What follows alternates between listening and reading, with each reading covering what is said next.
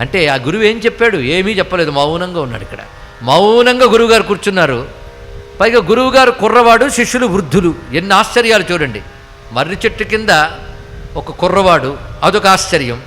చుట్టూ శిష్యులేమో వృద్ధులు, రెండవ ఆశ్చర్యం. మూడవది నో లెక్చర్, నో ఉపన్యాసం, మౌనం.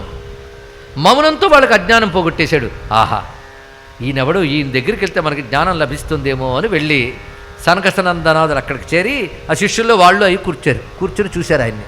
చూసిన వెంటనే సర్వ సందేహాలు పటాపంచలైపోయాయండి. ఇక్కడ ఆయన చూపు పడితే చాలు.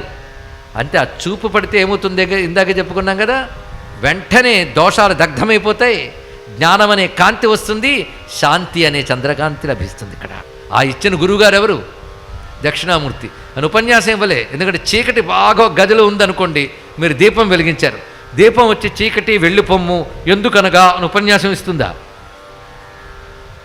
అంటే దీపం వెలిగితే చాలు చీకటి పోతుంది, దక్షిణామూర్తి స్ఫురిస్తే చాలా అజ్ఞానం పోతుందండి. అటువంటి వాడు దక్షిణామూర్తి ఇస్తారు. ఆయన సాక్షాత్కారం మాత్రం చేతనే వారికి సమస్తమైన అజ్ఞానాలు పటాపంచలైపోయాయి. ఇది తెలుసుకుని సనకసనందనాథులు చేరి, ఆహా, అక్కడ ఇద్దరున్నారు, ఏం లేదు, ఇక్కడ ఒక్కడున్నాడు శాంతినిచ్చాడు అనుకున్నారు, ఇంకా అజ్ఞానం ఉంది. అబ్జర్వ్ చేశారండి. మొత్తం కామ్గా కూర్చుంటే రూపాన్ని చూడొచ్చు. అప్పుడు పట్టేశారు.